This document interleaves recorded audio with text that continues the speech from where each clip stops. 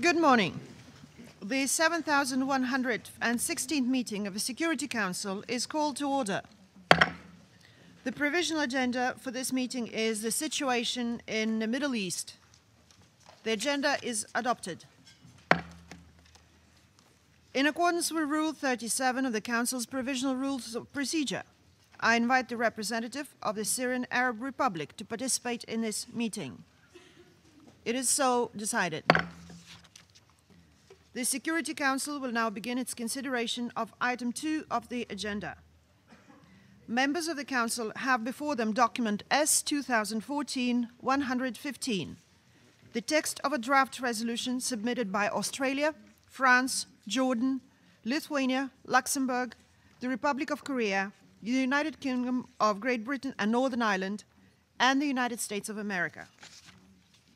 I shall put the draft resolution to vote now. Will those in favor of the draft resolution contained in document S 2014-115 please raise their hands?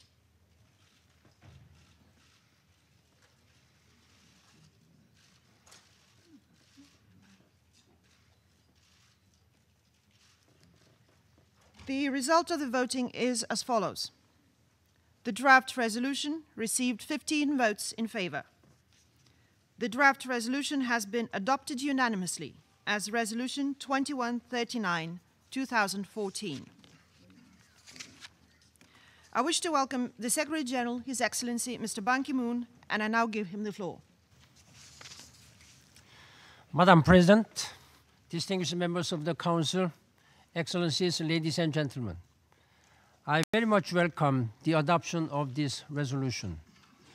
We are all keenly aware of the profound and prolonged desperation of the Syrian people. If this resolution is implemented quickly and in good faith, at least some of the suffering can be eased. It builds on the presidential statement adopted last year and strengthens the Council's engagement in protecting civilians and ensuring the delivery of relief. The humanitarian situation in Syria continues to deteriorate. Half the country's people need urgent assistance. Host countries need support in caring for more than 2.5 million refugees. Civilians continue to bear the brunt of this conflict. They are the daily victims of brutal violence and indiscriminate attacks, including the use of heavy weapons, aerial bombings, mortars, and car bombs in population areas. There are continued reports of massacres and atrocities throughout the country. Women and girls have been subjected to sexual and gender-based violence. The Syrian government and allied militias have been responsible for countless killings, disappearances, the horrendous use of barrel bombs, and torture on a massive scale. Opposition groups have carried out summary executions, the recruitment of children for combat, and the use of terror tactics in civilian areas. Attacks against civilian infrastructures, including schools and hospitals, continue to unabated. These heinous acts are unacceptable and must stop immediately. All combating parties in Syria must abide by their obligations under international humanitarian law.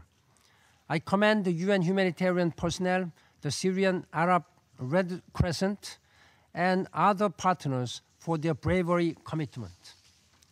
Despite the dangerous circumstances, UN humanitarian agencies and our partners are reaching millions of people, but too many millions are beyond our reach, and funding continues to fall short. I urge the international community to step up its contributions. Ladies and gentlemen, this resolution should not have been necessary. Humanitarian assistance is not something to be negotiated. It is something to be allowed by virtue of international law. Profoundly shocking to me is that both sides are besieging civilians as a tactic of war. Some 200,000 people are under siege in government-controlled areas and for 45,000 in opposition-controlled areas. More broadly, this resolution highlights again the urgent need to end the conflict. While the political process continues, we will continue to do all we can to provide relief and protection to people in need of the ground. Thank you, Madam President. I thank His Excellency the Secretary General for his statement. I now give the floor to those members of the Council who wish to make statements after the vote. I give the floor to a representative of Luxembourg. Madame le Président, le Luxembourg se félicite de l'adoption à l'unanimité de la résolution 2139 consacrée à la crise humanitaire syrienne. L'objectif de cette résolution est simple. Elle vise à protéger les civils affectés par le conflit en Syrie. Elle exige qu'un accès humanitaire rapide, sûr et sans entrave soit autorisé à travers les lignes de conflit et à travers les frontières des pays voisins, afin que l'aide humanitaire puisse parvenir par les routes les plus directes aux personnes qui en ont besoin. Elle rappelle que l'utilisation contre les civils de la famine comme méthode de combat est interdite par le droit international humanitaire. Elle réaffirme que ceux qui ont commis des violations du droit international humanitaire et des droits de l'homme en Syrie doivent être traduits en justice. Elle souligne enfin l'importance de dégager une solution politique pour mettre fin au conflit syrien. Ces dernières semaines, avec nos collègues de l'Australie et de la Jordanie, nous avons œuvré en vue de bâtir un consensus autour d'une résolution forte qui permette de changer la donne sur le terrain. En adoptant la résolution 2139, le Conseil de sécurité envoie un message clair et uni à toutes les parties au conflit en Syrie, afin que soit garanti l'accès humanitaire à tous les Syriens dans le besoin, afin que soient levés les sièges des villes où les civils sont pris au piège, afin que cessent les sauvageries insensées, les bombardements indiscriminés, l'emploi de barils d'explosifs qui ont pour seul but de terroriser les populations civiles. Les demandes que le Conseil de sécurité avait formulées dans la déclaration présidentielle du 2 octobre 2013 n'ont malheureusement pas été suivies d'effet. La situation humanitaire a continué de se dégrader à un rythme inacceptable. Aujourd'hui, ce sont près de 10 millions de Syriens, dont la moitié des enfants, qui ont besoin d'une assistance humanitaire urgente. Plus de 3 millions d'entre eux vivent dans des zones difficiles d'accès. Plus de 2,4 millions de Syriens, dont la moitié des enfants, ont dû se réfugier dans les pays voisins, en premier lieu au Liban et en Jordanie. Face à cette détérioration dramatique de la situation, le Conseil de sécurité se devait d'agir. Madame le Président, avec le vote unanime d'aujourd'hui, le Conseil de sécurité assume ses responsabilités. Il incombe désormais aux parties au conflit en Syrie et au premier chef aux autorités syriennes de mettre en œuvre pleinement et sans délai les dispositions de la résolution que nous venons d'adopter et les dispositions de la déclaration présidentielle du 2 octobre dernier. Les autorités syriennes doivent sans plus tarder endosser le communiqué de Genève du 30 juin 2012. Les parties doivent œuvrer en vue d'une véritable transition politique qui réponde aux aspirations légitimes du peuple syrien.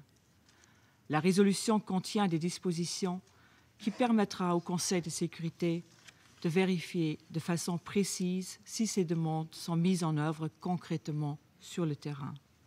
En cas de non-respect de la présente résolution, le Conseil exprime son intention de prendre des mesures supplémentaires pour soutenir l'indispensable action humanitaire en Syrie.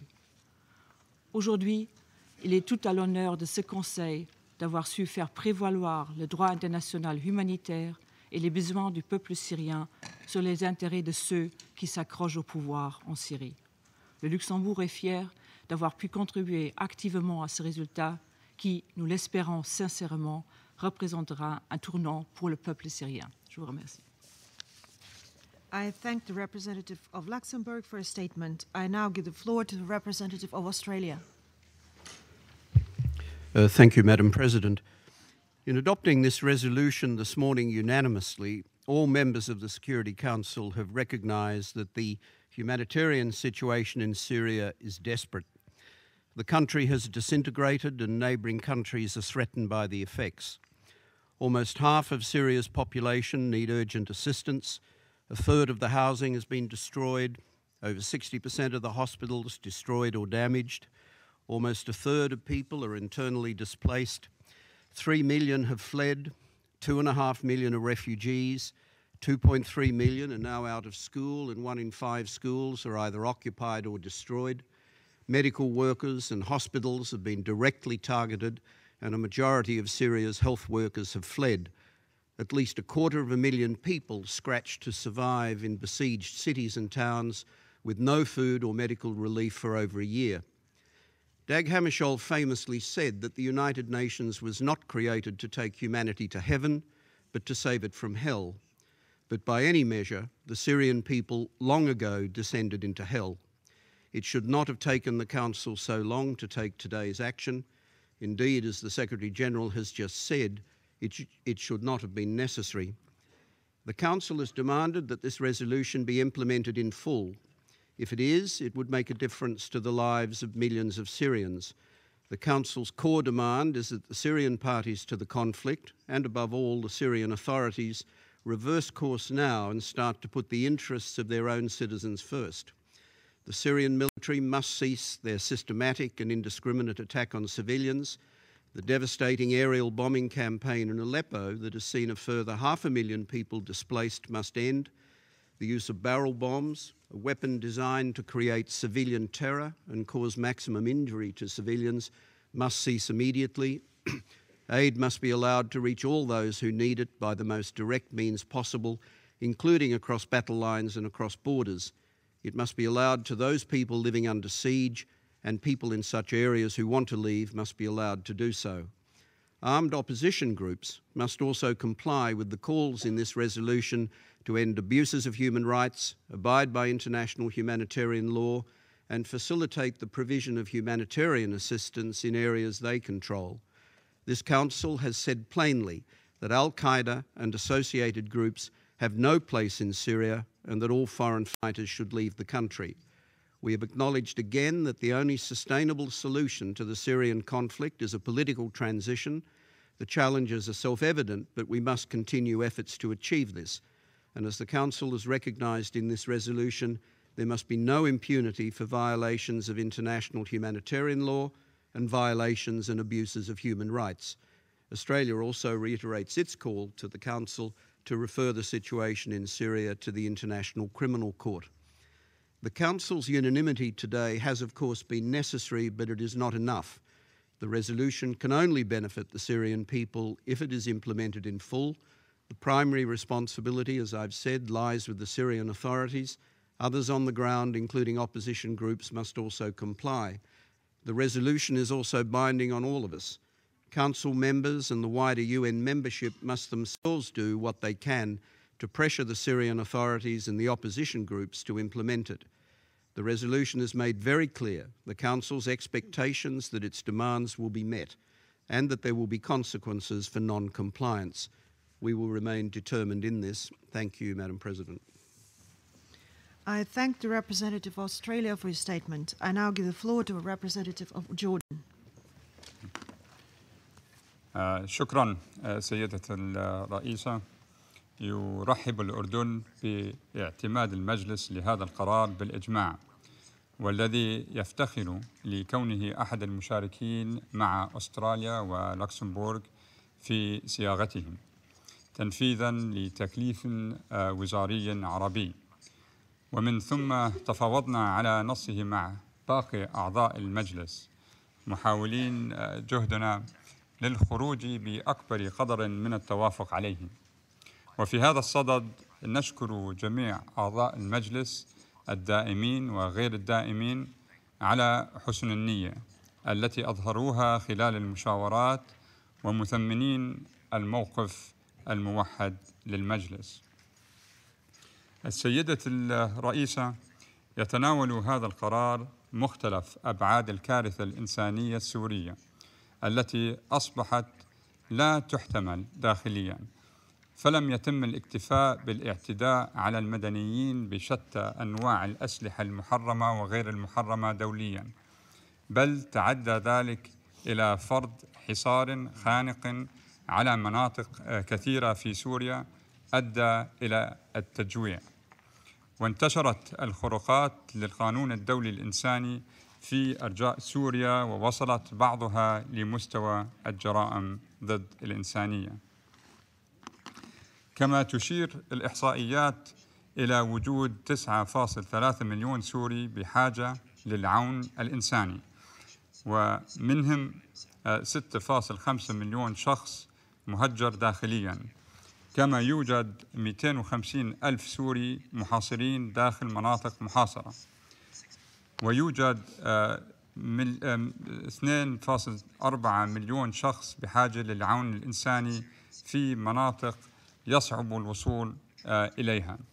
وامتدت الكارثة الإنسانية الداخلية لتنتقل آثارها السلبية الهائلة على دول الجوار، وخلقت مشكلة لجوء إنساني أثرت على جميع المناحي الاجتماعية والاقتصادية والأمنية في دول الجوار، حيث بلغ عدد اللاجئين الذين غادروا سوريا 2.9 مليون لاجئ. لجأ 2.4 مليون منهم لدول الجوار، ونستضيف في الأردن 1,300,000 سوري لجأ إلينا، منهم ما يقارب 600,000 منذ اندلاع الأزمة قبل نحو 3 سنوات. وقدرت كلفة استضافتهم لعام 2013 بحوالي 1.7 مليار دولار، ومن المتوقع أن تصل الكلفة عام 2014 إلى 2.8 مليار دولار. والآثار السلبية على الدول الجوار ستكون طويلة الأمد، مما يستوجب تعاملاً فعالاً من المجلس والمجتمع الدولي مع أزمة اللجوء الإنساني. إن استمرار الوضع الإنساني على هذا النحو يهدد أمن واستقرار منطقة الشرق الأوسط، وعليه فإن التعامل المجلس مع الوضع الإنساني يجب أن يكون غير مرهون بالمسار السياسي، مؤكدين في هذا الصدد على أن هذا القرار لن يؤثر سلباً على المسار السياسي، بل يدعمه ويعززه، وهذا ما أكدته الفقرة العاملة 15 والفقرة التمهيدية 11 من القرار.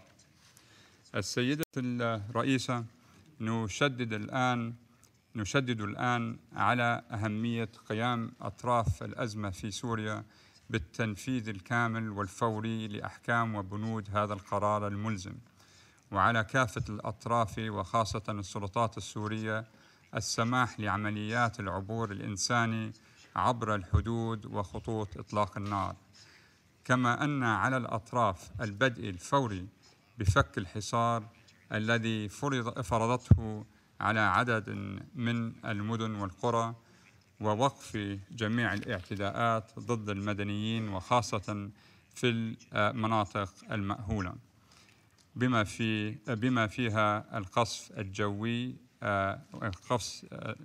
الجوي العشوائي واستخدام البراميل المتفجرة.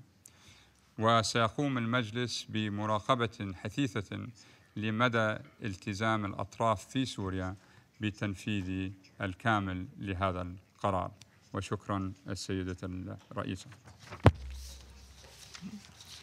I thank the representative of Jordan for his statement. I now give the floor to a representative of France.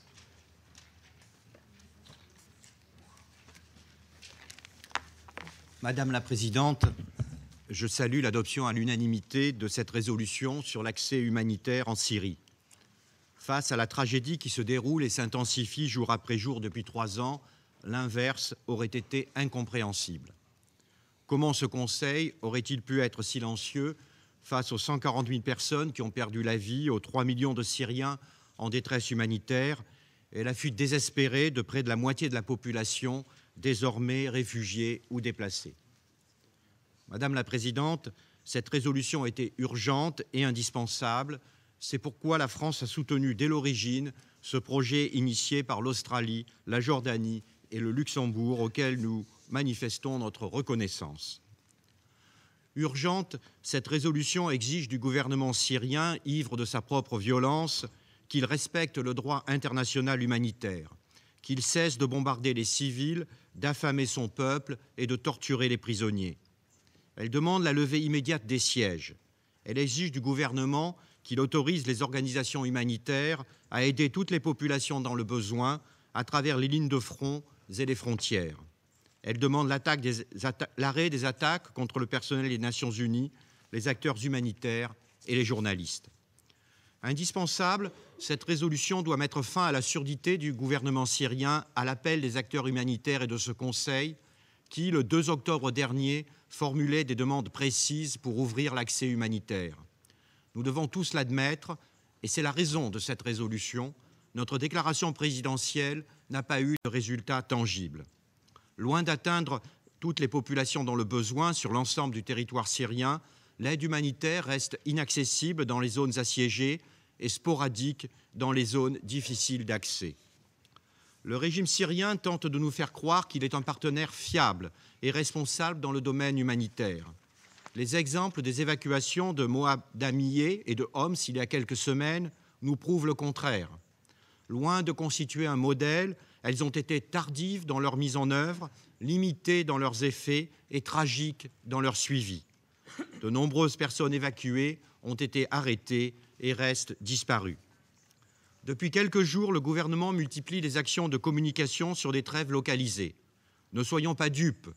Ces trêves sont imposées aux populations effrayées, épuisées et affamées dans le cadre de la politique délibérée suivie par le gouvernement de mourir de faim ou de se rendre. Parallèlement, le gouvernement syrien utilise des bombes de plus en plus sauvages et meurtrières aux dépens des populations civiles.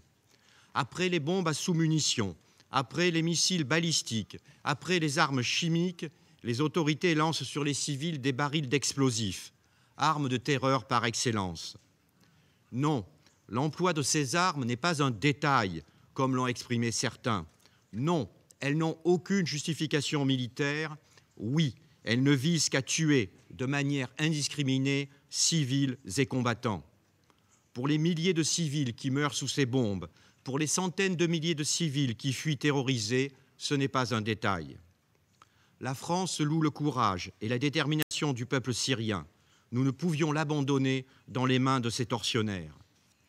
Madame la Présidente, avec l'adoption de cette résolution, le Conseil évite le déshonneur du silence.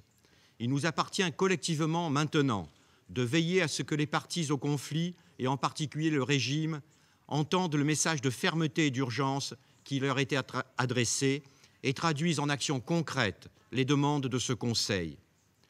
Je soulignerai l'intention exprimée par ce Conseil d'adopter des mesures additionnelles en cas de non-mise en œuvre de la résolution. Nous reviendrons donc dans 30 jours dans cette enceinte pour entendre le rapport du secrétaire général. Et dans le cas où le gouvernement syrien resterait sourd à nos demandes, nous devrons prendre les mesures qui s'imposent. La France n'oubliera pas ce rendez-vous. La détresse humanitaire ne saurait trouver de solution que dans la transition politique. Nous ne pouvons accepter à cet égard un arrêt sans suite des discussions à Genève, où là encore, c'est le régime syrien qui porte la responsabilité de l'échec en refusant l'ordre du jour des négociations proposé par M. Brahimi et accepté par l'opposition. Il nous appartient de manifester collectivement la même urgence et la même fermeté. La France continuera de se placer aux côtés du peuple syrien. Les criminels devront payer pour leurs crimes. Je vous remercie. I thank the representative of France for his statement. I now give the floor to the representative of the United States. Thank you, Madam President. At long last, the Security Council has spoken clearly and unanimously about the devastating humanitarian catastrophe unfolding in Syria. For a body that has long been too divided to acknowledge even the basic facts of the horror in Syria, today's resolution is a long overdue and altogether necessary step towards reality. Whatever has or has not transpired in this Security Council for the last 3 years, the Syrian people have had the grave misfortune of living in the real world. This real world is what was captured in this week's report from the UN High Commissioner for Human Rights, that more than 173,000 people are believed to be trapped in Ghouta, including several thousand who have hardly any food and have been given permission by religious authorities to eat cats and dogs. This real world is what was recounted recently by the Secretary General when he informed this council of the unspeakable abuses being committed against children, including kidnapping, sexual violence, beatings with whips, electric shocks, and imprisonment without cause. This real world in Syria today is a medical system that has collapsed, a school system that barely functions, a city of Aleppo that once had 5,000 doctors and now has some 36, a country where 250,000 people are trying to survive in neighborhoods under siege, 2.5 million are refugees, and 6.5 million are displaced, a country with countless hungry children, untreated infections, shrapnel wounds, and lost limbs, a country where some mothers are denied the nourishment they require to sustain the infants that they hold in their arms.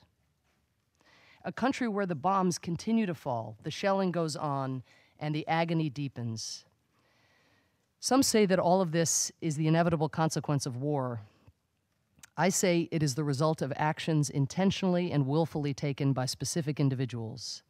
And what those individuals have the power to do, they have the power and the responsibility to stop. Here I refer to the Syrian regime led by Bashar al-Assad, who has put his devotion to preserving power above the welfare of tens of millions of people. I refer to him and his security forces who pummel civilian neighborhoods with barrel bombs, his snipers who delight in picking off children who are walking with their parents so as to watch both suffer unbearably.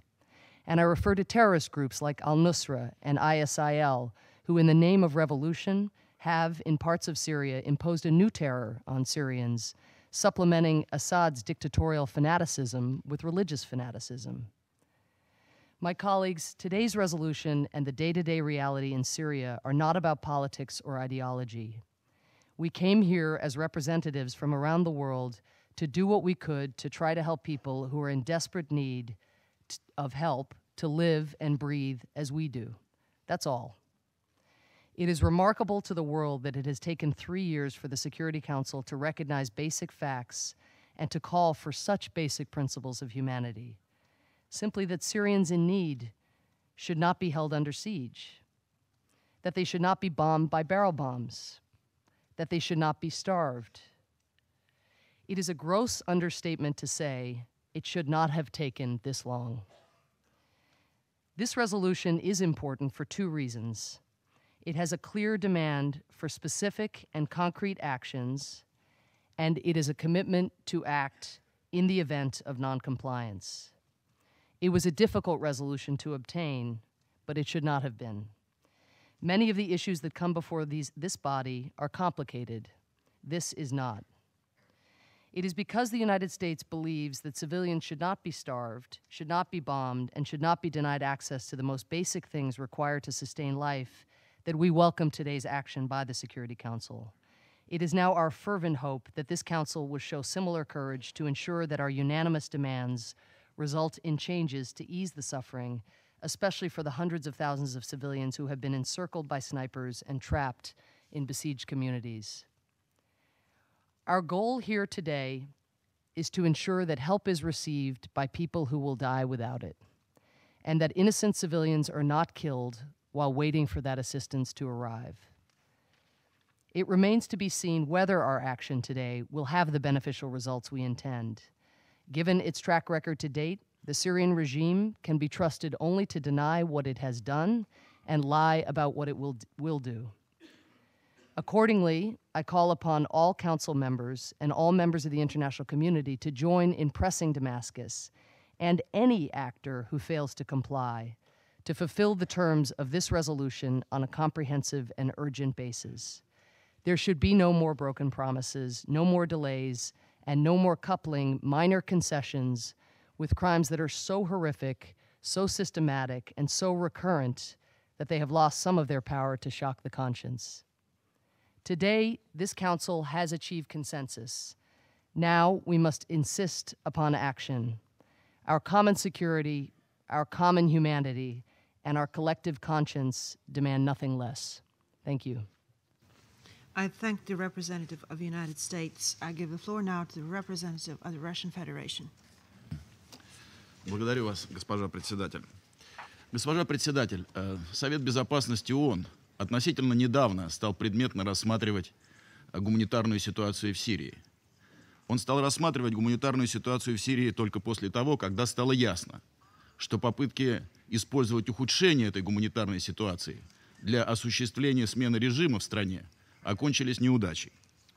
Госпожа председатель, Российская Федерация поддержала представленный проект резолюции, поскольку при согласовании документа многие российские соображения были учтены, и в результате документ приобрел сбалансированный характер. Главная цель международных усилий на гуманитарном направлении сирийского кризиса, в том числе и принятой сегодня резолюции, добиваться оздоровления обстановки в Сирии и облегчения доставки гумпомощи нуждающемуся населению. Для этого необходимо, чтобы все стороны сотрудничали с международными гуманитарными агентствами. Эти агентства в координации с сирийскими властями при активном содействии Российской Федерации ведут сложную, кропотливую предметную работу в условиях ожесточенного конфликта. И эта работа, хотя и не так быстро, как хотелось бы, дает конкретные позитивные результаты. Постепенно разблокируются отдельные населенные пункты. Последние примеры – южные пригороды Дамаска, Ялда, Бабила, Бейт-Сахм, Акраба, где жители, еще недавно направлявшие оружие против солдат регулярной армии, теперь ведут совместные с ними патрулирования, объединив усилия в борьбе с бандитизмом и терроризмом. Установлено перемирие в Барзе и Маадамии.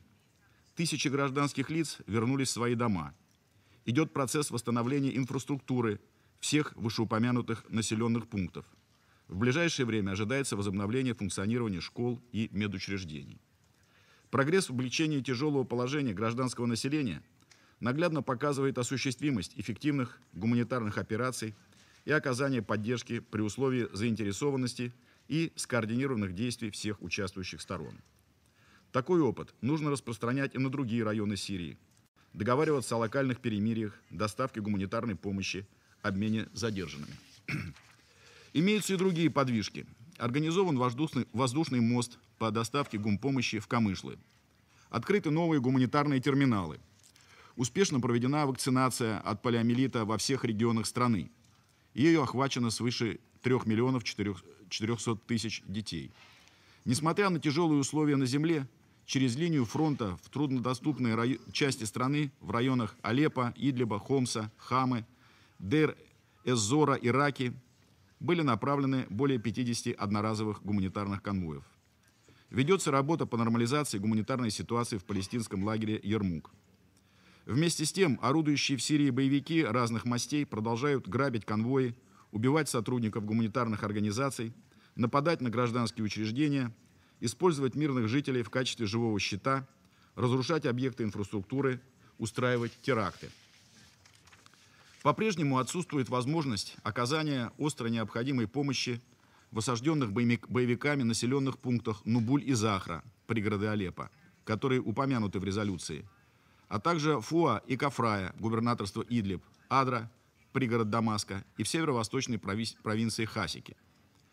Подобные действия непримиримой оппозиции, направленные на срыв выполнения гуманитарных операций, должны быть решительно и безоговорочно осуждены всеми членами международного сообщества. Считаем, что в проекте резолюции таким действиям дана адекватная оценка, и соответствующие сигналы дойдут до тех, кто саботирует гуманитарные усилия.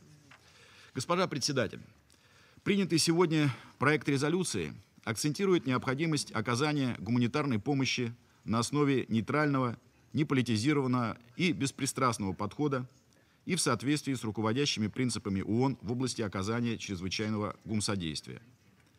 Это в полной мере относится к положениям резолюции о доставке гумпомощи через линии конфронтации и через границы с сопредельными странами.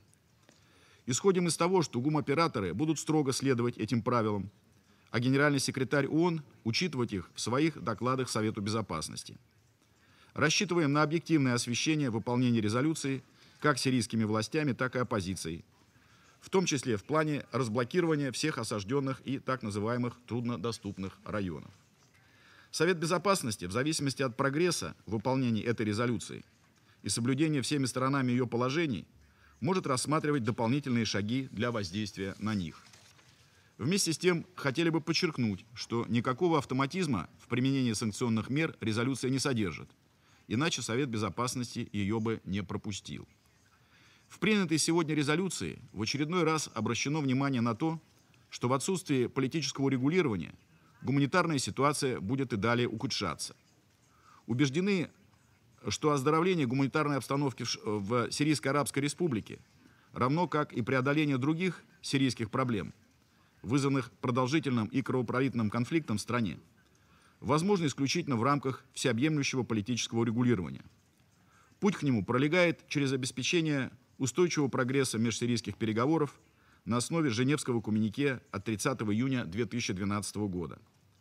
Данный документ строится на том, что решения по фундаментальным вопросам развития сирийского государства будут приниматься самими сирийцами на основе взаимного согласия. Только в этом случае они будут жизнеспособны и приведут к урегулированию конфликта в этой многострадальной стране. Одним из ключевых элементов резолюции является сильный антитеррористический блок, который сформулирован в соответствии с июньской 2013 года декларацией глав государств Группы 8 в Лох-Эрни и призывает все сирийские стороны сражаться с террористами и разгромить их. В этой связи подтверждаем необходимость того, чтобы и оппозиционные группы не только приняли на себя соответствующие обязательства, но и на деле поддерживали борьбу с терроризмом в Сирии с целью его искоренения и объединили усилия с правительством для решения этой задачи. Считаем, что Совет Безопасности должен незамедлительно приступить к обсуждению отдельного проекта документа, предметно направленного на противодействие террористической активности в Сирии. Благодарю вас, госпожа председатель. I thank the Russian Federation for the statement. I give the floor now to a representative of the United Kingdom. Madam President, the United Kingdom welcomes the unanimous adoption of Resolution 2139 on Syria. Today, the Council has finally showed that whatever its political differences over Syria, it was not entirely indifferent to the devastating humanitarian crisis. We applaud the efforts of Australia, Jordan and Luxembourg in leading the negotiating process. It has been nearly 3 years now since the Syrian people bravely stood up to demand their legitimate and universal rights. Since then, Assad has waged a brutal war against his own people. He is responsible for the biggest humanitarian crisis in the world and some of the worst human rights abuses in the world. 4.5 months ago, the Security Council adopted a presidential statement which was designed to alleviate the humanitarian impact of this conflict. The Council urged all parties, in particular the Syrian authorities, to take a number of specific steps to improve access and to protect civilians. But not only has the statement been roundly ignored by the Syrian regime, but the situation has got drastically worse. My Russian colleague suggests that there has been humanitarian progress, but the reality on the ground tells a very different story. There are now 9.3 million people in need, an increase of more than 1/3 since the 2nd of October. Over the same period, the number of internally displaced has risen by 50% to 6.5 million people. And an estimated 140,000 people have been killed since the crisis began, an increase of 40% over 6 months ago. Last week, Valerie Amos came to the Council and laid bare the scale of this humanitarian crisis. She called on the Council to take urgent action to improve the reach of humanitarian organizations. Today, this Council has answered that call. We hope that adoption of Resolution 2139 will lead to action on the ground which brings some relief to the millions of Syrians in dire need of humanitarian assistance. The resolution demands that the Syrian regime lift the siege of besieged areas, end the abhorrent and indiscriminate use of barrel bombs in populated areas, and allow the UN and its partners to deliver aid across borders. The Syrian regime must immediately comply with these demands. Just to cite one example, more than 1 million people in the most extreme need would immediately benefit from the UN aid delivered across borders. The Security Council will review the humanitarian situation every 30 days. And as the resolution makes clear, we fully intend to take further steps if the demands set out in this resolution are ignored. Madam President, although this resolution is an important step forward, we know that only an outcome on the political track will provide a lasting solution to the humanitarian crisis in Syria. The United Kingdom will intensify its support with our allies for the Geneva II process to bring about a political settlement of the conflict in Syria. The international community must apply the same sense of unity in support of the Geneva II negotiations that it has shown today. Madam President, the message from this Council to the Syrian regime is clear. End the killing of your own people. Stop the aerial bombardment, in particular barrel bombs. Lift the sieges and allow humanitarian aid to reach those in desperate need. Thank you. I thank the United Kingdom for the statement. I now give the floor to a representative of Argentina. Gracias, señora presidenta. Buenos días, señor secretario general. La delegación argentina quiere hacer un reconocimiento a las delegaciones de Australia, Jordania y Luxemburgo por haber impulsado esta iniciativa y por los esfuerzos realizados para lograr un texto de consenso, actuando con apertura y transparencia. Asimismo, deseamos resaltar la constructiva disposición de todos los miembros del Consejo que, sin dejar de tener distintas visiones sobre la situación en Siria, logramos priorizar la unidad en las coincidencias y expresarnos con una única voz a fin de contribuir a aliviar la grave crisis humanitaria que padece el pueblo sirio. Señora presidenta, es evidente que tanto la declaración de la Presidencia de octubre de 2013, a pesar de su carácter vinculante, como las distintas iniciativas emprendidas por nuestra organización y la comunidad internacional para mejorar la situación humanitaria en Siria, no han logrado arrojar los resultados buscados. En la medida en que la violencia no ha cesado, tampoco la muerte cesa, y las personas que hoy necesitan ayuda comprenden ya casi a la mitad de la población de ese país. Las cifras de las víctimas, tal vez nunca exactas, pero siempre elocuentes, requieren que este Consejo de Seguridad, por mandato institucional, por responsabilidad histórica y por conciencia moral, no se convierta en un obstáculo, sino en un instrumento capaz de ayudar a revertir esta trágica realidad, adoptando nuevas y más eficaces decisiones.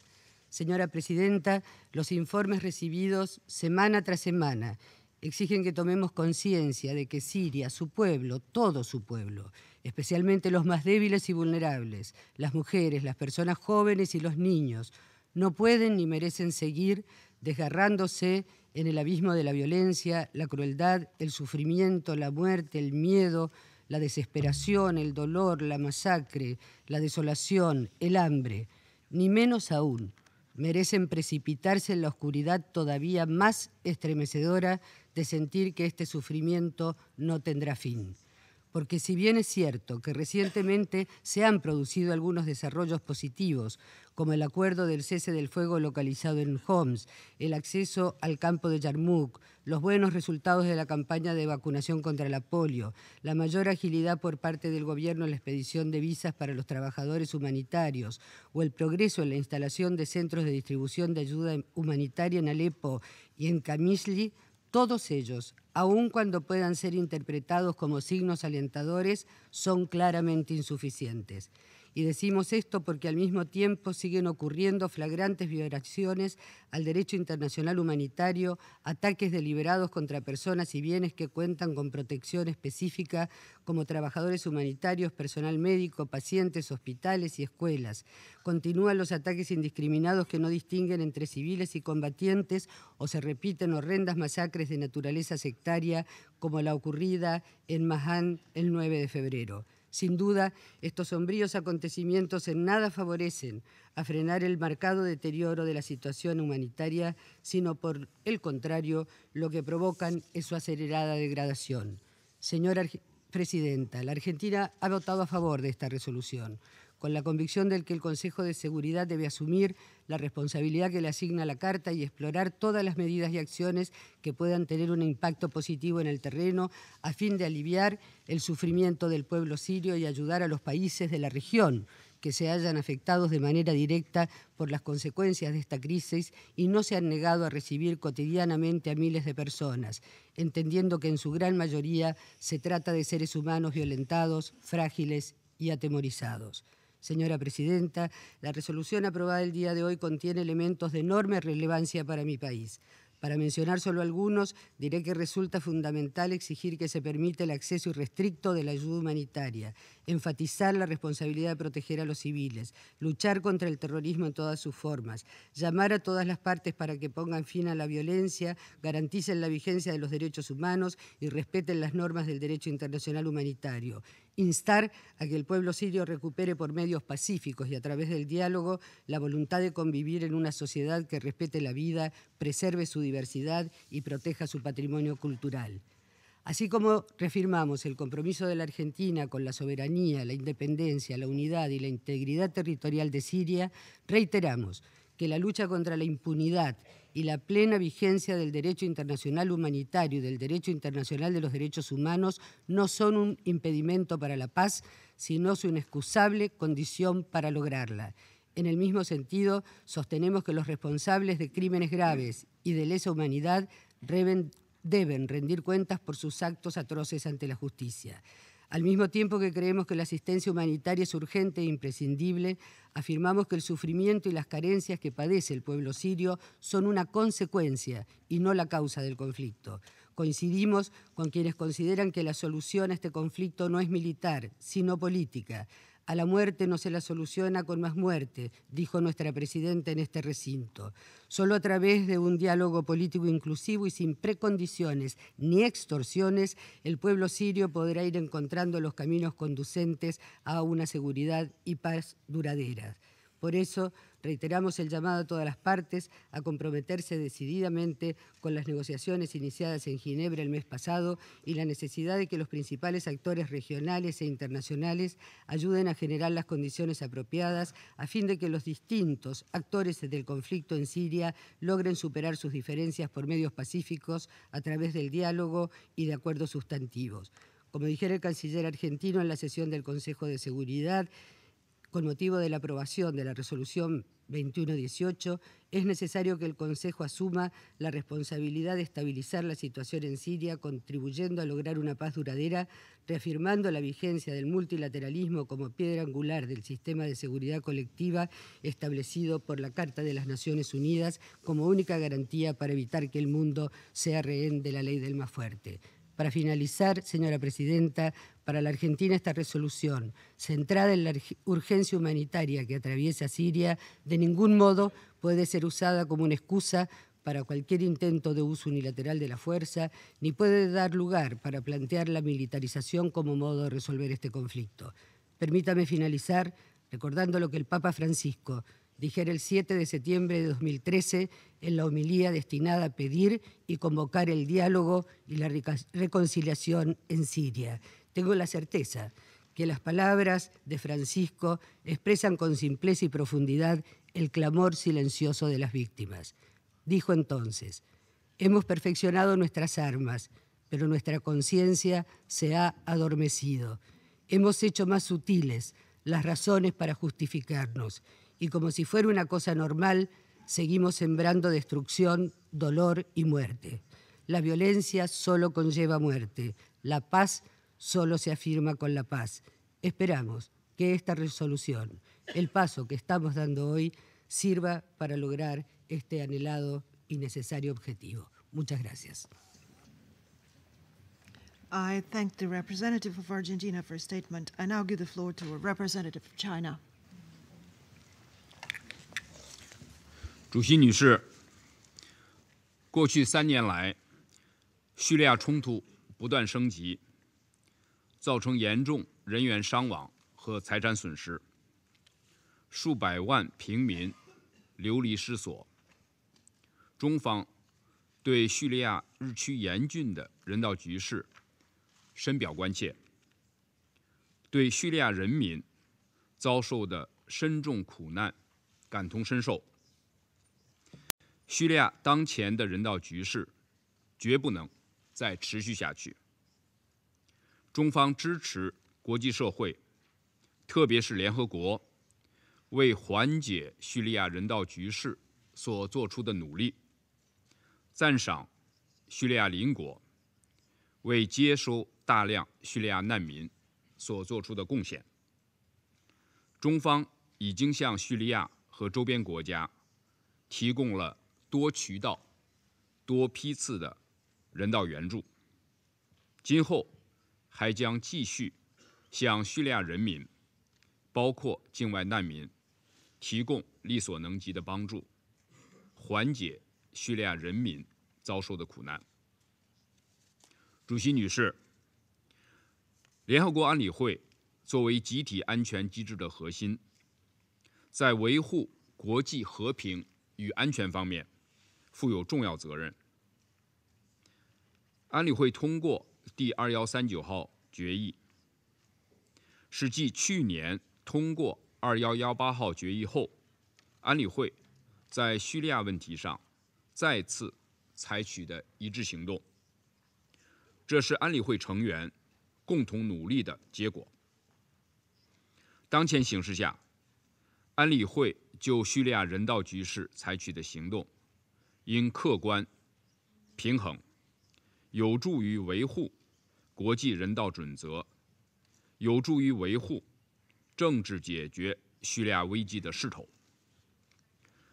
第2139号决议重申尊重叙利亚独立、主权、统一和领土完整，规定叙有关各方对改善人道局势均负有责任，强调各方应遵守联合国人道救援指导原则，表明对政治解决叙利亚问题的支持，发出了尽快改善叙利亚人道局势的一致和有力信息，具有重要意义。国际社会下阶段应确保2139号决议得到落实。我们敦促叙利亚有关各方着眼叙利亚国家和人民的利益，全面执行决议规定，同联合国等机构充分合作，为改善叙利亚人道局势共同努力。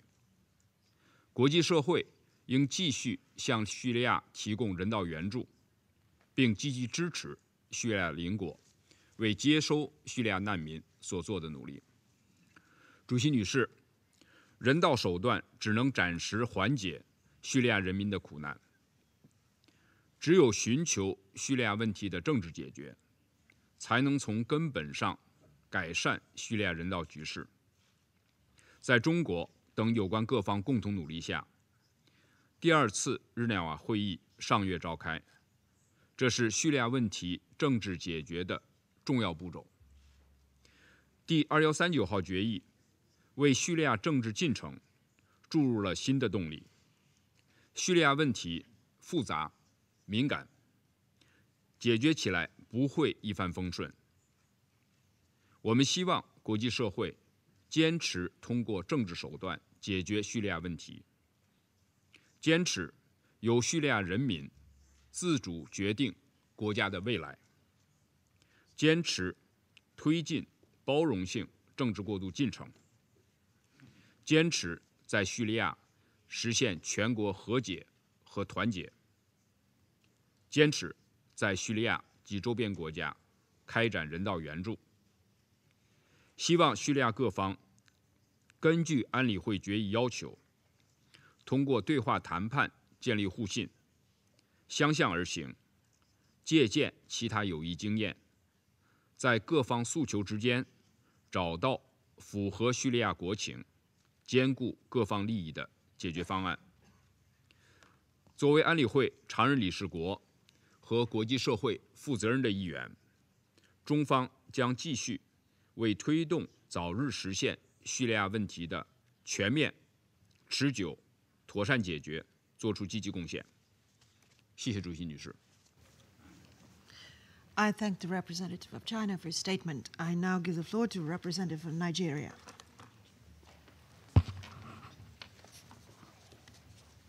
Madam President, the humanitarian situation in Syria is a consequence of the unabated brutal violence which has so far defied any logic or solution.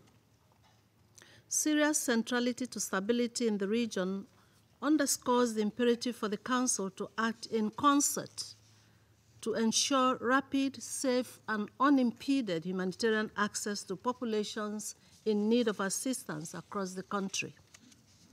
It is for this reason that Nigeria recognizes the imperative of supporting any peaceful initiative that seeks to alleviate the suffering of Syrians and lead to a permanent political solution to the protracted conflict. We are confident that the collective action that we've taken today in adopting this resolution is a significant and giant step towards protecting the defenseless civilians, including women and children in Syria, who continue to bear the brunt of the deadly confrontation between opposing forces.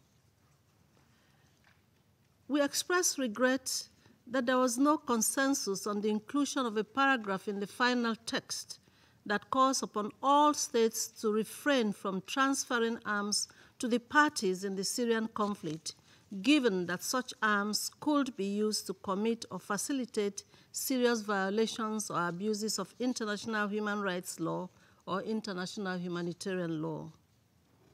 Nonetheless, the adoption of this resolution today is a powerful and visible demonstration of the renewed commitment of the Council to work in the higher interests of the Syrian people.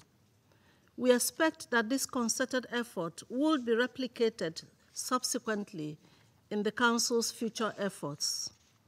We want in particular to commend Australia, Jordan, and Luxembourg, not only for their leadership, but especially for accommodating the views of Council members in the course of the negotiations. Thank you. I thank the representative of Nigeria for his statement. I now give the floor to the representative of Chile. Gracias, señora presidenta. Señora presidenta, inicio estas palabras agradeciendo a las delegaciones de Australia, Luxemburgo y Jordania la preparación de este proyecto y la flexibilidad que mostraron en su negociación. Señora presidenta, mediante la aprobación unánime de la resolución S/2014/2139, el Consejo de Seguridad ha dado un paso importante y necesario para contribuir a enfrentar la crítica situación humanitaria en Siria que se deteriora día a día y que ha afectado dramáticamente al pueblo sirio y ha repercutido gravemente en los países vecinos, transformándose además en una amenaza para la paz y seguridad internacional. Se llena de este modo un vacío, dado que la declaración del presidente del 2 de octubre del 2013 no ha sido implementada ni se ha traducido en avances en el terreno. Mi delegación votó favorablemente el proyecto de resolución, que es un mensaje enfático que obliga a todas las partes a cumplir con el derecho internacional humanitario y el derecho de los derechos humanos, a garantizar la protección de los civiles y a establecer medidas concretas en el terreno para permitir el acceso humanitario rápido, seguro y sin obstáculo a la población afectada en todo el territorio sirio. Consideramos de particular importancia la referencia a la rendición de cuentas ante la justicia de aquellos que hayan cometido violaciones y abusos a los derechos humanos. Para mi delegación, Los casos que puedan constituir crímenes de guerra o de lesa humanidad deben ser remitidos a la Corte Penal Internacional. Señora Presidenta, la resolución aprobada debe ser cumplida íntegramente en todas sus disposiciones. En caso de no cumplimiento, el Consejo deberá considerar medidas adicionales. Conforme a las disposiciones de la Carta de Naciones Unidas, los Estados miembros de las Naciones Unidas convienen en aceptar y cumplir las decisiones del Consejo de Seguridad. Es nuestra convicción de que solo a través de una solución política se podrá poner fin a la crisis humanitaria. Compartimos el llamado del secretario general y de su enviado especial respecto a la necesidad de buscar esta solución política al conflicto. En consideración de lo anterior, es fundamental terminar con la militarización del conflicto, tal como lo expresara el Comunicado de Ginebra. Muchas gracias. I thank the representative of Chile for his statement. I now give the floor to a representative of the Republic of Korea. Madam President, the Republic of Korea welcomes the unanimous adoption of Resolution 2139. This resolution is a new landmark in the Council's work, but also one that is long overdue. For nearly 3 years, the humanitarian crisis in Syria has deteriorated while this Council has been seemingly unable to take proper action to provide relief to the long suffering of Syrian people. Hopefully, our unity today will ensure the Council's effective role in dealing with the crisis from this day forward. We appreciate the co-authors of the draft, Australia, Jordan, and Luxembourg, for their advocacy of humanitarian causes. The Republic of Korea voted in favor of this resolution as it lays out important steps to alleviate the suffering of all civilians in Syria, especially those who are trapped in besieged areas. This resolution demands that all parties, in particular the Syrian authorities, promptly allow rapid, safe, and unhindered humanitarian access for all UN agencies and their partners, including across conflict lines and across borders. As we welcome the resolution, we are also aware that this resolution will not end the conflict. We urge both parties in Syria to engage more seriously in the political negotiations. In this regard, we reaffirm our unqualified support for the mediation efforts by Secretary General Ban Ki-moon and Special Representative Brahimi. Thank you. I thank the representative of the Republic of Korea for his statement. I give the floor to the representative of Rwanda. Madam President, Rwanda would wish to explain its vote on the just adopted Resolution 2139 on the humanitarian situation in Syria. First of all, I commend Australia, Jordan, and Luxembourg for proposing this important resolution, which was necessary following the failure by all Syrian parties to fully implement the PRST of October 2nd, 2013. Rwanda voted in favor of this resolution because we are appalled by the worsening humanitarian situation on the ground. As reported on many occasions to this Council by the UN Emergency Relief Coordinator Under Secretary General Valerie Amos. We are particularly concerned at the siege on many cities and populated areas in Syria, including the old city of Homs, where innocent civilians, including women and children, were trapped for months without any access to basic humanitarian assistance. Madam President, Rwanda has on various occasions expressed its position on the Syrian crisis. We believe, as all Council members do, that there can be no military solution to this conflict. We reiterated our call on all parties to remain engaged to a peaceful and political settlement through the ongoing Geneva II conference, which is the only viable solution that will end the security, political, and humanitarian crisis in Syria. It is in this context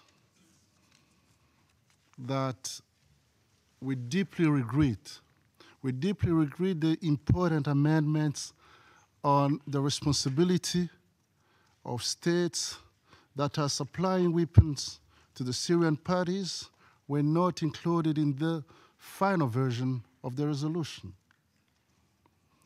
These reasonable amendments, based on agreed language, were merely expressing grave concern at the negative impact of the transfer and use of weapons in Syria for the loss of life, security, and stability.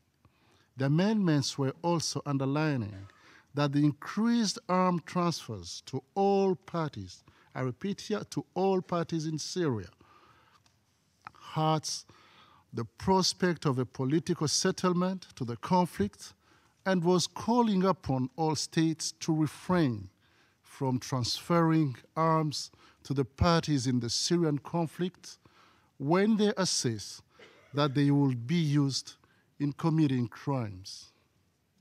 It is therefore a shame that after 3 years of conflict in which over 100,000 of people were killed, 6.5 million were internally displaced, and 9.3 million are in need of humanitarian assistance, and instead continue to supply more and more weapons.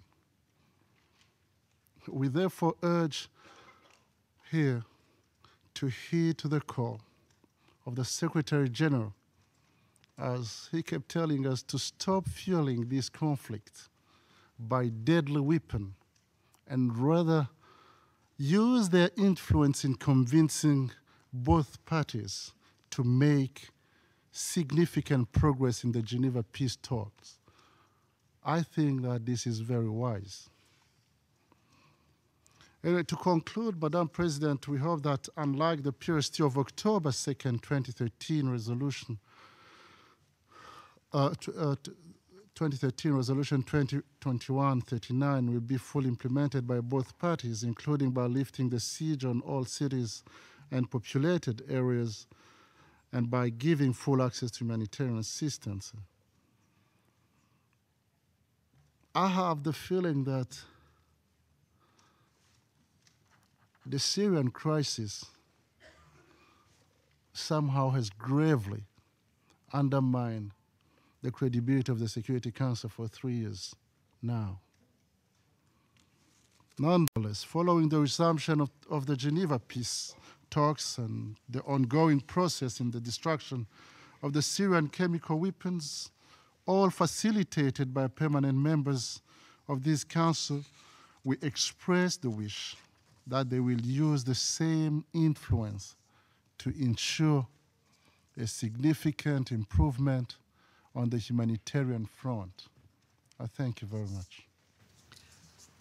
I thank the representative of Rwanda for his statement. I now give the floor to the representative of Chad. Merci, Madame la Présidente. Le Tchad se félicite de l'adoption à l'unanimité de la résolution 2139 sur la situation humanitaire en Syrie, après de longues négociations au cours desquelles les uns et les autres ont fait de louables efforts de compromis. Nous remercions les membres du Conseil de sécurité qui ont eu l'initiative de cette résolution, qui contribuera sans aucun doute à alléger les souffrances des populations civiles syriennes exposées aux bombardements au moyen de barils explosifs, assiégés, déplacés ou encore réfugiés. Le Tchad est très sensible aux questions humanitaires en Syrie et nous espérons que la mise en œuvre des dispositions de cette résolution devra permettre aux populations d'accéder à l'aide humanitaire dont elles sont privées injustement. Les autorités syriennes sont interpellées et doivent mettre fin aux violences sur les populations civiles et les violations des droits humanitaires. et ouvrir la voie à de véritables négociations en vue de parvenir à des solutions acceptables à la crise syrienne. Nous félicitons la fermeté des membres du Conseil de sécurité et leur engagement aux côtés du peuple syrien et nous encourageons le Conseil à poursuivre ses efforts dans ce sens. Cette résolution est un appel à la responsabilité des parties syriennes qui doivent privilégier le dialogue afin de mettre un terme aux atrocités dont sont victimes les populations civiles innocentes. Nous pensons que l'accélération de la destruction des armes chimiques et la cessation des bombardements aux barils explosifs doivent créer les conditions favorables à un retour à la stabilité en Syrie. Le Tchad soutient les efforts de la communauté internationale dans la recherche d'une solution durable en Syrie et la résolution 2139 constitue une étape très importante dans cette voie. Je vous remercie. I thank the representative of Chad for his statement. I shall now make a statement in my capacity as a representative of Lithuania. Lithuania welcomes the unanimous adoption of a Security Council resolution on a humanitarian situation in Syria.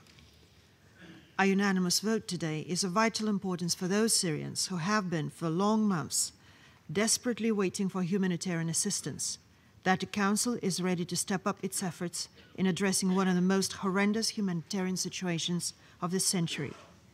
For too many Syrians, this moment of the Council unit has come too late. What has transpired during the 3 years of mounting atrocities defies description. And yet today, we're having a moment of hope. Hope for those under siege, hope for those watching their loved ones succumb to starvation, hope for those living under the constant threat of aerial bombardments, mortar attacks, and barrel bombs. We strongly hope that today's unanimous vote by the Council will make a tangible difference in addressing the humanitarian needs of the Syrian people and ensuring rapid, safe, and unhindered humanitarian access and safety and security of humanitarian personnel. It is now up to the parties to the conflict to act immediately and decisively, to implement this resolution in full, and to put an end to the horrific abuses of international humanitarian and human rights law. Compliance by all parties to the conflict, and especially the Syrian government, which bears the primary and ultimate responsibility to protect its own population, is paramount. My delegation underlines that the Council should and must be ready to take the necessary further steps in the event the parties to the conflict failed to heed the call of this resolution. The Council's credibility is at stake. Let me also underline the importance of accountability for all the war crimes, crimes against humanity, and gross violations of human rights that have taken place during these 3 long years. Impunity breeds more violence and perpetuates conflict. Impunity cannot be allowed to continue. This Council must use all the tools at its disposal, including referral to the ICC, to address the issue and render justice to those nearly 140,000 dead and millions of refugees and displaced by this conflict. I thank you. I now resume my function as President of the Council and give the floor to the representative of the Syrian Arab Republic.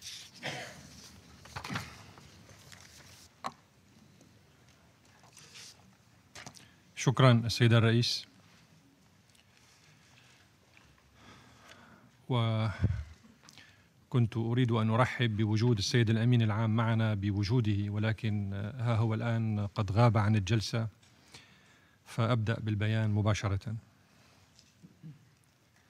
السيد الرئيس، لقد كان حرص حكومة الجمهورية العربية السورية على تحسين الواقع الإنساني منذ بداية الأزمة من أولويات الحكومة، ولذلك تابعت انطلاقاً من واجباتها الدستورية والدولية العمل ليلاً ونهاراً من أجل تلبية جميع الاحتياجات الإنسانية لمواطنيها. وقامت الحكومة السورية بشكل موازن بالعمل على إعادة الأمن والاستقرار إلى عموم البلاد. وتلتزم الحكومة السورية التزاماً كاملاً بتعهداتها الدولية، بما في ذلك التزامها بالتعاون مع الأمم المتحدة ومنظماتها العاملة في المجال الإنساني وفقاً لقرار الجمعية العامة رقم 46/182 والمبادئ التوجيهية التي أرساها هذا القرار وفي مقدمتها احترام السيادة الوطنية للدول. وانسجاما مع ذلك، وفي إطار تنفيذ الحكومة السورية للبيان الرئاسي المؤرخ في 2 تشرين الأول أكتوبر 2013، اتخذت الحكومة السورية جملة من الإجراءات الإدارية واللوجستية التي مكنت الأمم المتحدة والمنظمات الإنسانية من توسيع نطاق نشاطاتها وزيادة فعاليتها. الأمر الذي لم يكن ليتم لولا تعاون الحكومة السورية ولولا الإجراءات التي تقوم بها الحكومة لتسهيل ذلك كشريك كامل. أذكر هنا على سبيل المثال فقط موافقة الحكومة السورية على فتح جسر جوي ثالث لنقل المساعدات الإنسانية من مدينة إربيل العراقية إلى مدينة القامشلي السورية. وقد شمل هذا الجسر 11 رحلة جوية، في حين تضمن الجسر الأول 13 رحلة والجسر الثاني 10 رحلات. وقد عرضت الحكومة السورية أن يتم استخدام أسطولها الجوي في تنفيذ هذه الرحلات كبادرة حسن نوايا. وعلاوة على الشراكة التي أشرت إليها آنفاً، أذكر بحقيقة أن الحكومة السورية تتحمل أيها السادة الجزء الأكبر من حجم المساعدات الإنسانية الموزعة في البلاد بنسبة تبلغ 75% من هذه المساعدات، في حين تتحمل منظمات الأمم المتحدة والمنظمات الدولية الأخرى العاملة في سوريا ما نسبته 25% فقط من حجم المساعدات الموزعة.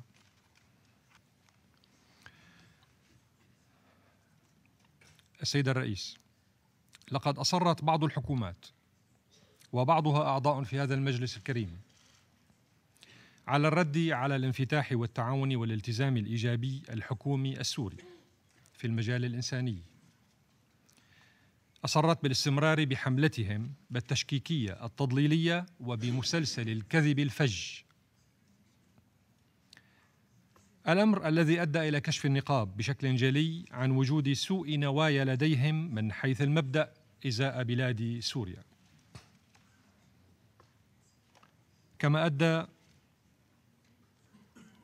إلى كشف النقاب أيضاً عن وجود ميول مرضية سادية للاستعراض في حقل العلاقات العامة على حساب آلام وآمال الشعب السوري.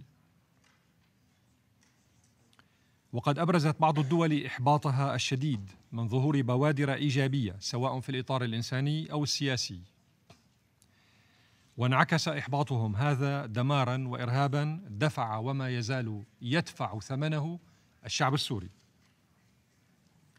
حيث ترافقت حملة إطلاق البيانات التصعيدية وعقد الاجتماعات التشهيرية بتشجيع وتحريض واضحين وفظين للمجموعات الإرهابية المسلحة التي تأتمر بأمر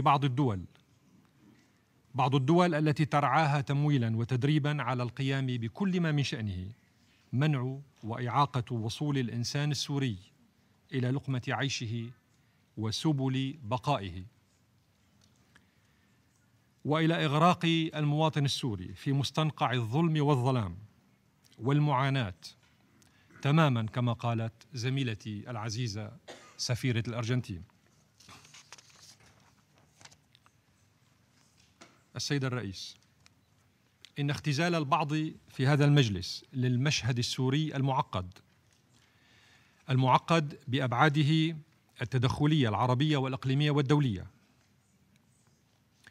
اختزاله بالبعد الإنساني المسيس فقط هو تعميق للأزمة الإنسانية وإتجار بمعاناة المواطن السوري.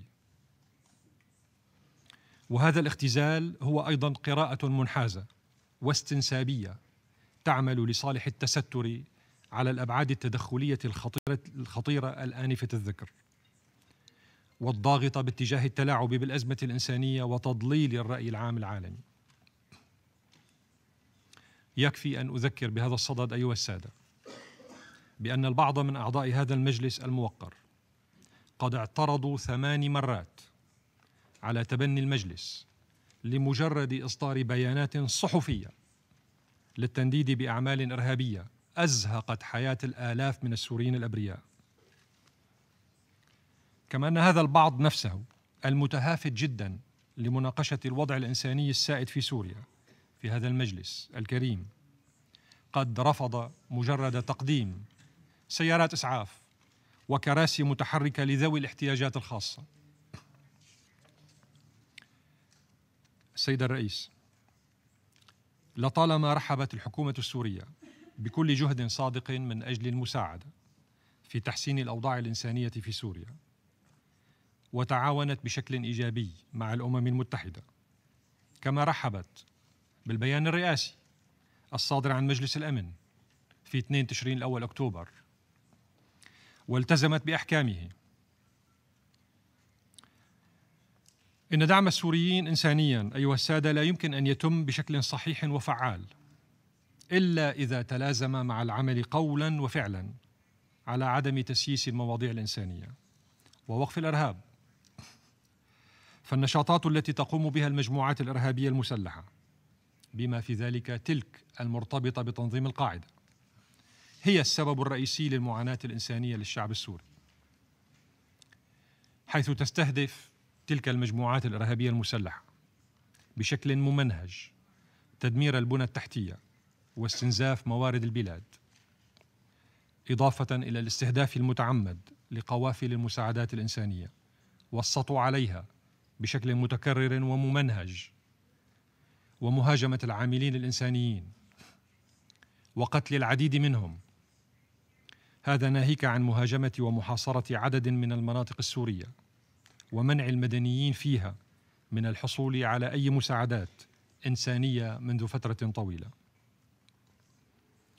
واستخدام أولئك المدنيين رهائن بشرية دروعاً بشرية لمنع الجيش وقوات الأمن من التحرك ضد الإرهاب.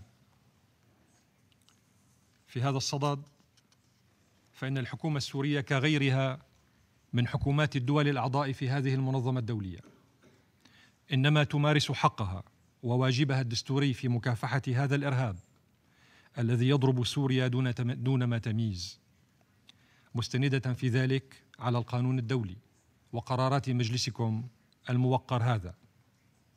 ففرض وإنفاذ القانون أيها السادة إنما يقع في صميم سلطان الدولة، بما في ذلك ما يتعلق بمواجهة النشاطات الإرهابية الممارسة على أراضيها، ولا يستطيع أيا كان إنكار واجب الدولة وحقها الحصري في ذلك.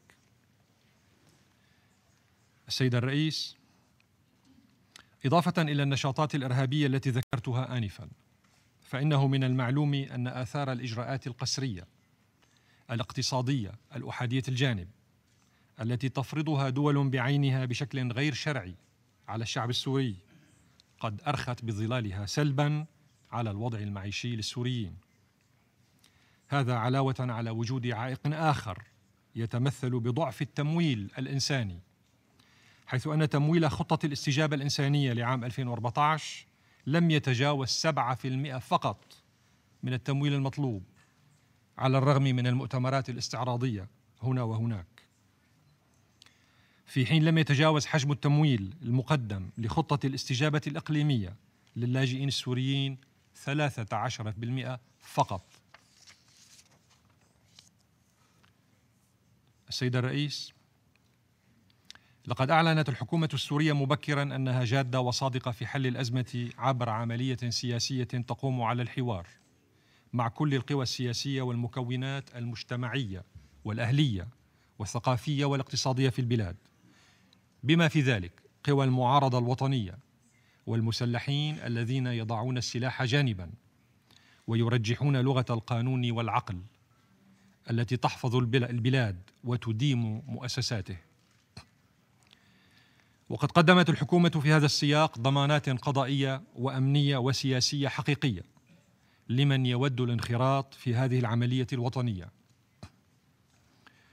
وفعلا أثمر هذا التوجه الحكومي نتائج ملموسة على الأرض في عدد من المناطق السورية، حيث تم حديثا إنجاز عدد من عمليات المصالحة المحلية التي وجهت رسالة قوية للعالم بأن أبناء سوريا قادرون على حل أزمتهم بأنفسهم بمعزل عن أي تلاعب خارجي بمصالحهم. وما سمعناه للتو من أحد الزملاء بأن قوات الأمن قد اعتقلت بعضاً من السوريين الذين سلموا أنفسهم بموجب عمليات المصالحة الوطنية هو خبر غير صحيح على الإطلاق، وأنكره أمامكم اليوم.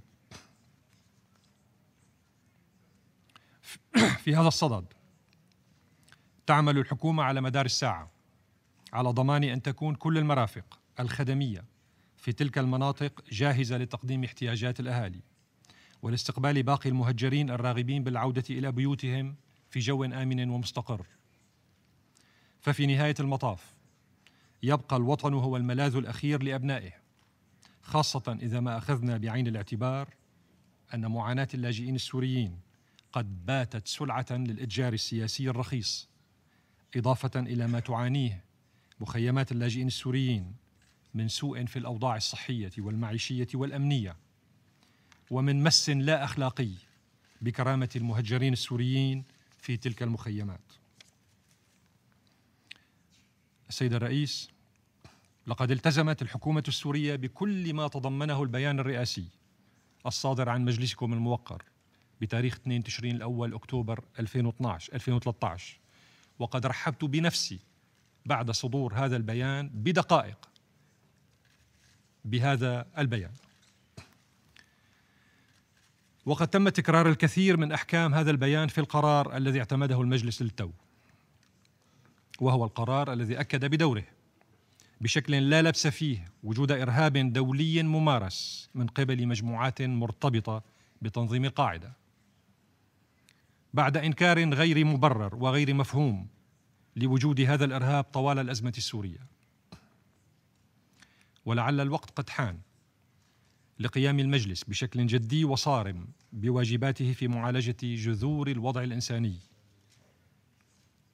والمتمثلة بالنشاطات الإرهابية التي تقوم بها مجموعات تكفيرية ضد المدنيين في سوريا بدعم من حكومات وأفراد وكيانات باتت معروفة للجميع، دعم تشارك فيه قوات الاحتلال الإسرائيلي بشكل علني وبعلم إدارة عمليات حفظ السلام في منطقة فصل القوات في الجولان السوري المحتل. إن القيام بعمليات إيصال المساعدات الإنسانية عبر الحدود لا يمكن أن يتم أبداً بشكل ينتهك السيادة الوطنية السورية التي يضمنها ميثاق الأمم المتحدة. ونحذر في هذا الصدد من تجاوز ما نص عليه قرار الجمعية العامة 46/182 وأحكام المبادئ التوجيهية الخاصة بتقديم المساعدة الإنسانية. إن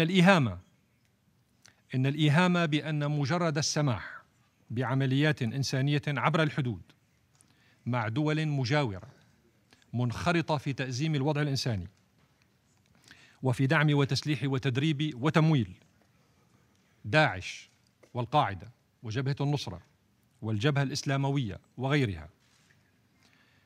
إن الإيهام بأن مجرد السماح بعمليات إنسانية عبر الحدود مع دول مجاورة منخرطة في تأزيم الوضع الإنساني سيحل الأزمة الإنسانية لملايين السوريين وينهيها، إنما هو تضليل ومحاكاة ساخرة لقصة العصا السحرية التي تروى للأطفال قبل نومهم كي يخلدوا إلى النوم. لأن هذه الحدود أيها السادة التي نتحدث عنها مع بعض الدول المجاورة هي التي تجلب الإرهاب إلى سوريا وتؤدي إلى سفك دماء الشعب السوري. نعم أيها السادة، إن العنف قد وصل كما قالت زميلتي العزيزة سفيرة نيجيريا إلى حدود اللا منطق واللا معقول. صحيح هذا الكلام، لكن السؤال الأهم يبقى هو لماذا يحدث ذلك في سوريا؟ ولماذا هذا الصمت غير المبرر إزاء أشكال التدخل الخارجي الفظ في الشأن الداخلي السوري؟ إن العقلية السائدة لدى البعض للأسف هي عقلية دبلوماسية الضباع وليس دبلوماسية القانون الدولي الإنساني. ملاحظة ختامية السيد الرئيس، قال أحد الزملاء بأن الوفد الحكومي السوري في جنيف قد رفض مشروع جدول الأعمال الذي طرحه الإبراهيمي. أنا هنا أكذب رسميا هذا الكلام، لأنني أنا الذي كنت